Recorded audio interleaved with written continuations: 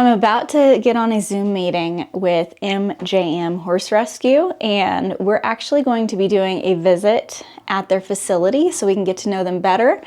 They have no idea. I told everybody I'd be doing Zoom meetings, which I will be, but this is a Zoom meeting letting them know that we will be coming to their organization, and they'll have more mentoring with us one-on-one in person, and so it's always fun. We get to tell people that we're actually going to go visit them. So they're first on the list to notify that we will be coming to their organization. Wednesday, I would love to come to see your facility and see where you want to put this potential intake part of your facility. So if that works. Wednesday? Wednesday. Oh my gosh. Yeah. I think that works. Probably from like 8 to noon, somewhere in there. Yeah. And I would love to come see where you're wanting to set up this intake facility, and where if you were chosen, where those grants would be used. Okay. So. Yeah, that's Farrier Day. That's pedicure day. Hey, that's awesome. We just ended the meeting and she was very excited that we were going to go to her facility. We want to make sure, as we're considering these different organizations, like who would use the grant to the best of their ability that would make the greatest impact on horses. And we have some other organizations we're planning on visiting as well. So we will see how this progresses, but it's really exciting to be part of a network that's helping horses in a significant way, and it'll be interesting to see their place. And I just kept thinking about them. Helping them. It's amazing, to see how far this horse has come. It's not easy, it's hard. We would rather starve them than our horses starve. We want the horses. We want to help them. We want to be able to make a difference in their lives.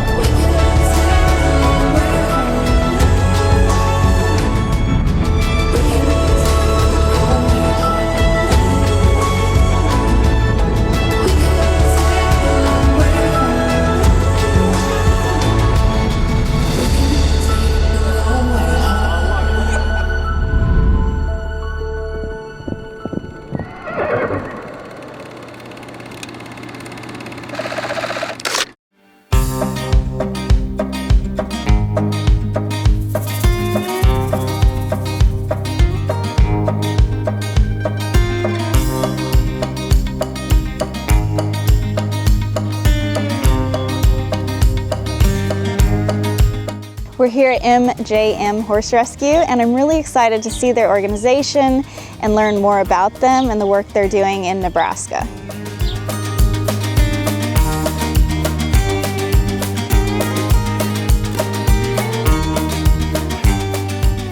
Well, JJ, it's great being here at your organization, Thanks for coming. I can't wait to see it. How's it been since the workshop? Busy. It's been very busy. We've had a lot of stuff going on, trying to grow pasture, which is kind of out of a mess right now.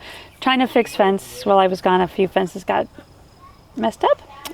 Just trying to get things going and trying to figure out where we're gonna hopefully spend our $15,000. Oh boy, oh boy. Well, it is horses' jobs to destroy fences and try to get out, and it's our jobs to fix them. Yes, so that's we what understand we do. that. Yes. Yeah. Well, we'd love to see your place. Okay, all right. So over here we're trying to grow some more pasture. It's really hard to grow grass around here right now, especially with many horses as we have. Mm-hmm. So we're trying to grow this, get it going. We let them in every now and then, we let them out. We keep them out so they don't trample it down. Yes. So it's like, here's some candy, enjoy it. And then go back out. Yep. Yes. Basically, we do that at nighttime, and then we feed them out here so that then they'll all come in and eat their grain, and then close them up for the night. So unfortunately, this area over here is where we're going to put our intake area that we're going to build. So it's about 4 acres, and we have it split into different areas. So down there is their hay area. where they can eat all day, and then we bring them up here to this area where they stay the night, and they have their little shelter in there that we built. And so this is where we keep the big herd. We have 2 herds right now. This is the big herd, the ones that don't need as much attention and are pretty much ready for adoption, or some of our personal horses to help. I like to teach them herd mentality. Yeah. And some of them don't know herd mentality. And so we put them with our herd and they're learning. So if you won the $15,000 grant, what would you be doing with the money? And tell me your dreams. So our dream is to take this area here, clean it up, and put a nice intake and quarantine area right here where we can just back the trailers up, bring the horses in, do whatever we need to do, whether, weigh them, clean them up, everything, take all the notes about them, and then we'll have a little quarantine area right here. And then once they're out of quarantine, then we can kind of move them to different herds depending on what they need. But that's where we want our $15,000 to go to. What would be in that intake area? So we would have like an indoor, again, so like a backup, so we could back them up like a chute kind of thing, back them up into, I'm not sure if it's going to be open. It depends on how much we can afford, open or hopefully indoors with a scale. And a cross tie if we can cross tie them, and like some type of chute system. Exactly, a chute system, so that if they haven't been touched, that we can just do what we need to do without upsetting them too much and not trying to tie them down too much. I think that's great, and you've got a road between this pasture and there, so that's good. So this is going to stay. No noses touching. Exactly. Yes. Yep. It's going to stay that way, so that there is, no cross contamination whatsoever. And then I'll go ahead and show you the rest of the area. We'll just kind of walk up this way. It kind of is all sprawled out a little bit, but we'll walk this way and I'll show you how we used storage facilities or containers for what we do. So this is kind of this is where we bring people so that they can meet the horses and stuff. We have our tack shed right here. It's a 40-foot container where everything is hung up. All the horses have their own little hooks and everything. That's fantastic. I love the pictures here. So that's what we do, is we try to put pictures on every one of them so that if somebody's coming in and I say, I need so-and-so's halter really quick, they can look and see which one is which, and then which halter goes with which. And then we have our feeding area here and all our saddles and everything. And so this is where we get all our feed ready. These are our special bags. They're drying out right now, but we have 4 that are on special bags right now because they need more food or more supplements than the other ones. Well, that's a fantastic use of a it's wonderful. It's wonderful. Yeah. We just need an air conditioning and a heater in there, but we're working on that. So that's our fan right now. It's a big industrial fan when it's really hot at nighttime or during the day. And they have all that area there. And then this is where the small herd starts. Okay. And it kind of wraps around a little bit. We can walk around that way. I'll just kind of go in here and I will show you kind of where we keep storage. I know we learned about barn fire and stuff like that. And we're lucky in the way that we don't have to worry about that. We won't go in this one, but in this one is alfalfa. Okay. So that's full of alfalfa. My husband made this roof so that they could have more room to go under. Of course, they never use it. Yeah, you build when a it's shelter raining and they stand there and look at it. Yeah, and then this one right here, I'll just show you just so you can see a little bit. This is our square bale hay. So that when we're actually getting a whole bunch here soon, but when we have quarantine horses and stuff like that, when we throw them square bales and stuff like that. But this is actually going to be full. My grass dealer told me he's got hay almost ready. It should be coming today or tomorrow. So we will pack that back in there. Year. It is that time of year. I'm very excited. Let's get the fresh hay. Yes. So then this is the little herd. Well, they're all over there eating. So that's our round pen up there, and that's where I train the horses and work with them. I'm the main trainer, and then Aspen's also one of my trainers. So we work with our horses that need a little bit of extra help before they go to their forever homes. So that's where we work there. So your horses get some uphill experience and some downhill experience in your round. And actually, I like that. And also even right here is because, like, if we need to put some top line on them or we need to put some buttocks on them, I can back them up and bring them down and back them up and bring them down. So, yeah, it's not the perfect grading, but we're getting there. So over here then, So right now, this is what we make into our quarantine when we need one. Right now, it's not a quarantine area, but we can put up gates and stuff and make it into a quarantine. So this is where we have our little ones. We have a mini mule, a mini donkey, and then the older horses that need a little bit more hay. They get 24/7 hay just because we're trying to put weight on them. We got a little one back there, 1-year-old. Pepper, he's our old retired one. He's here to stay, nice. But he's been beaten up by the one that was down there. And so that's why he's not happy being up here, but he's up here. And then the other ones are around the corner there somewhere. But this is our other area. And then if we have, when we need our quarantine, then we usually just put a double fence. Block it off. Yep, we put a double fence right there. So then we keep these guys here and then the quarantine's there.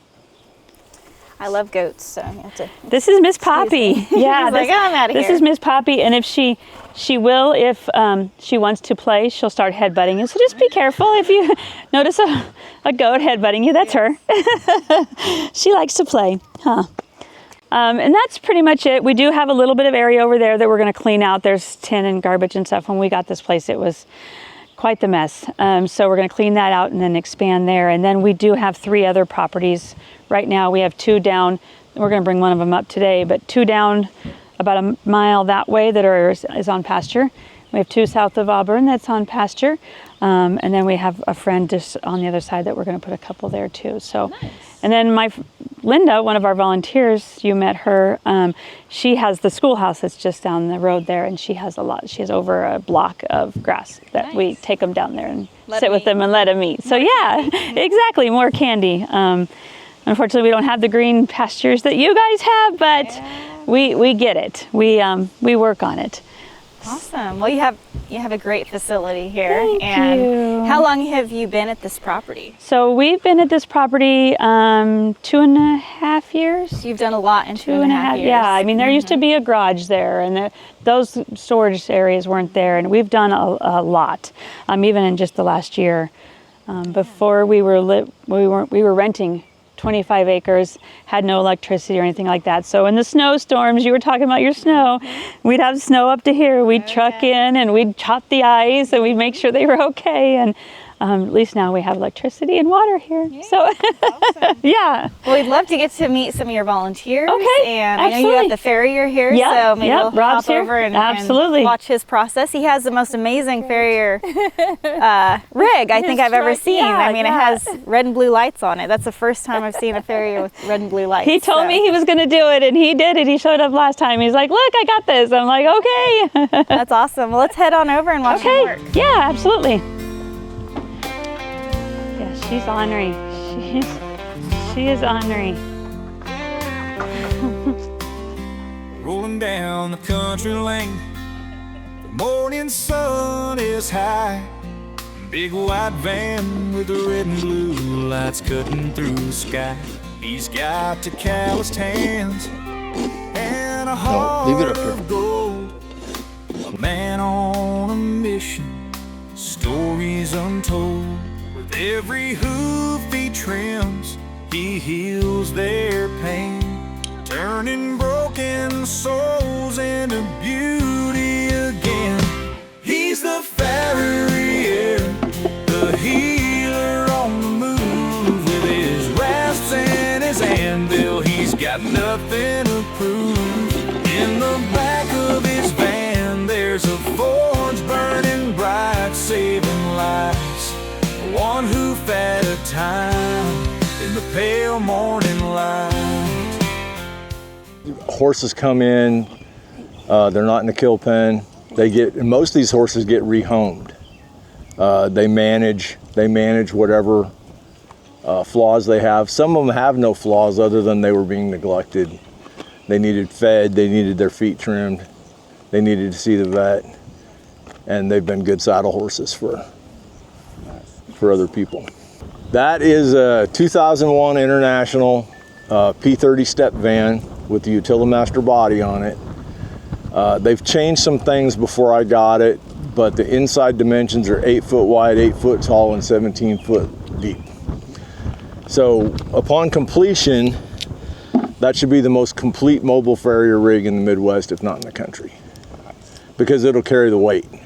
Some of those bodies that they get on pickups, it's all great, but you have a lot of dead space because even a 1-ton truck only takes so much weight. That truck's gross vehicle weight is 20,500 pounds. Well, I'm gonna have a forge in there so I can shape shoes. I'm actually gonna have 2 forges because I'm gonna have one in a special built metal box. I'm gonna put a sticker on the outside of the truck where that forge is, so if the sticker starts to shrink, I know I'm getting heat on the body and I need to fix something. I'm gonna have an anvil in there mounted to a 6x6 platform, group of 6x6s that's permanently mounted on the floor. I'm gonna have an anvil permanently mounted on the back bumper. I found out by accident that that bumper sets my anvil exactly the right height. It's gonna get air ride, so it doesn't shake up my stuff too much. There's gonna be exterior access to a drill press. Use the drill press to drill holes in shoes and pads and rivet them together. It's kind of a grinder, but you put a sanding disc on it so that you can alter shoes and relieve sole pressure, things like that. Portable band, porta-band on a stand makes it a lot faster to cut out pads. I have a pad cutter that's manual, and I keep that in the truck just in case there's no electricity or the batteries are dead. So we can do something like that. I'll have, yes, I know. I'll have supplies of Hoof Alive, fly spray, first aid kit. So a lot of things, like if they abscess, I keep boots in the truck, soak their feet in. We used to soak them in Clean Tracks, but you can't get that now.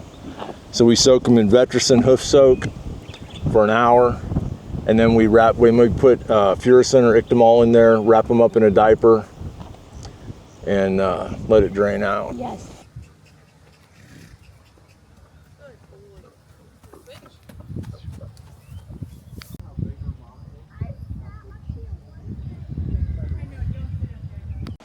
I am JJ McLaughlin, and I am the founder / director / everything. So we were looking at it. I've been rescuing for 4.5 years. We've been nonprofit. It'll be actually 2 years or 3 years. It'll be 3 years. And no, it was 3 years this last May. Started out because I've always been around horses. Grew up around horses. My dad ranched, trained horses my whole life. But I had a friend come to me, and she's like, I rescued this horse from a horse rescue. She goes, but I don't know what to do. She goes, I don't know what to feed it. Do I get hay at Tractor Supply? What do I do? And I was just kind of appalled that a rescue would let somebody who knew nothing about horses rescue a horse. And that's great that, he ended up going to a great home, but she should have been trained before that horse left the rescue. With our horses, I make sure they're going to a good place and the people know how to take care of them. And so I'm like, you know what? I love horses. Let's just do this. And he was my boyfriend at the time. He kind of got stuck into it, and he's like, okay, we're going to do this. So went to South Dakota and rescued our first horse in South Dakota. It was said that she was 6 months, and she was actually 1 year and 6 months old. She was just that malnourished.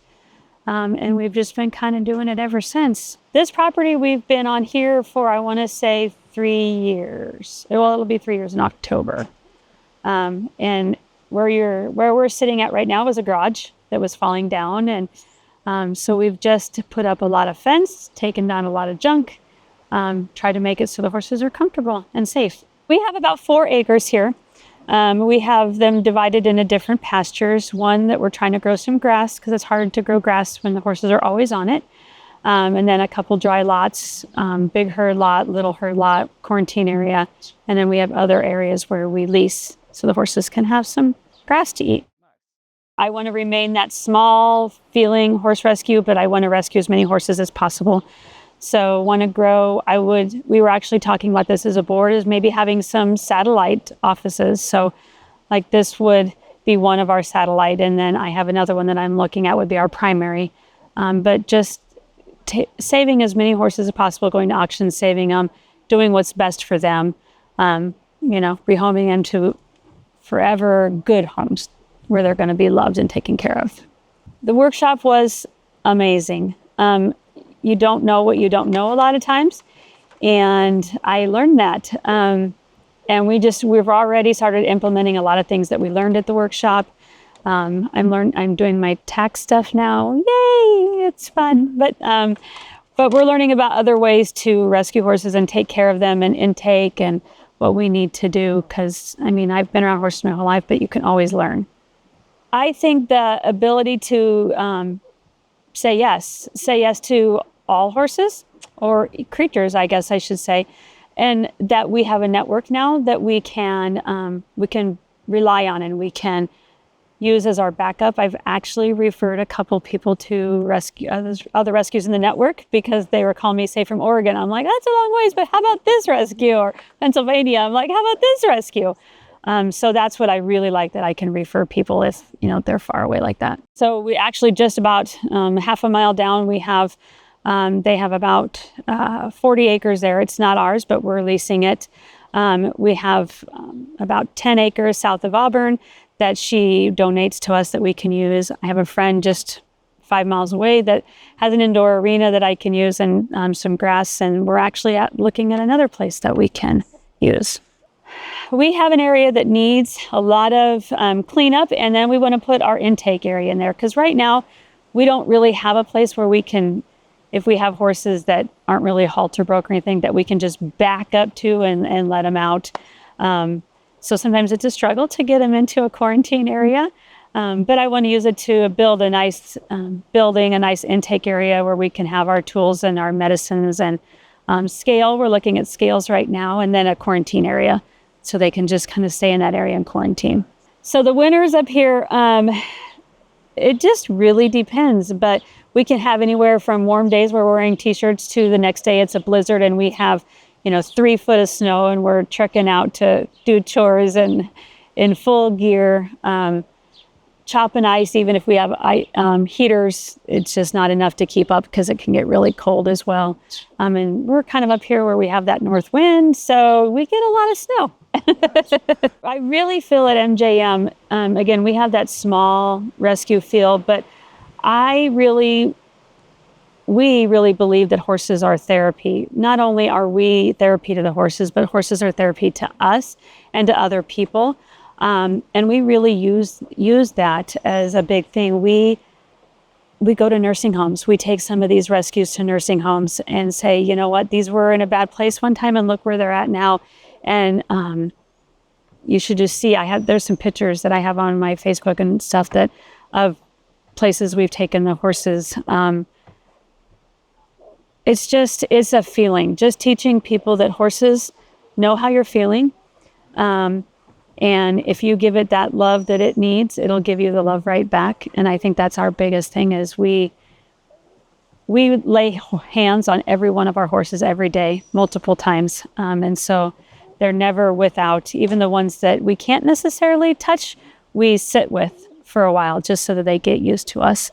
And I just think that we're trying to change the equine community to teach people that horses aren't just big animals that sit in the pasture. They're ones you can go and cry on, or they're ones you can, just be with. Even if they're just a pasture pet, you can just go out and be with them and they'll love you unconditionally. And so we're trying to kind of change the outlook of horses like that. I really feel we are so blessed that we were invited into this network. I can't imagine, we've been doing it kind of on our own for a while, and it's so nice to have a network of people to reach out to and say, hey, what do you think about this? Or I need help with this, or can you take this horse because I can't? And then just knowing that there are a lot of good rescues out there and a lot of good equine people who are willing to help these beautiful creatures, and to continue to teach the community that horses are good. Horses are wonderful. So here at MJM, I train horses, I do chores, really just whatever we need to have done, that's what I do. We get all kinds of horses in that can be at any training level. We've had some Mustangs that came in that are 18 years old, never been touched really a day in their life. And we kind of do whatever that our adopters need us to do. So there's people that have come in and met a horse and that wasn't quite to their level yet. So we just keep working with that horse. And if they come back and that's a better fit, then that's great. We've had horses come through that run barrels. And so we've worked with them with that and just all kinds of things, mostly trail riding though. I absolutely love the full circle of life philosophy. That's something that I've kind of lived by my whole life anyways. We were rescuing horses from sale barns when I was a little kid. That's actually where my first horse came from. So I'm on board. I love it. Honestly, I'm just really excited when the ladies came back from being at the conference. We just, like I said, we hit the ground running and we're so excited to accomplish a lot and see where things go and see what we can accomplish. While everybody was at the workshop, I was here doing chores day and night, helping JJ's husband, Matt. It was pretty much just the two of us handling everything here, but it went really well. We've been through tears and blood and sweat and a lot of work, and it's been amazing. I'm one of the volunteers here and also on the board. I help with chores. We help with really whatever is needed. One day we were kind of joking because one of the stalls needed cleaning out, and I was like, I'll do it. It's really satisfying, I think, sometimes just to do a mundane task and get it done. So really kind of whatever is needed.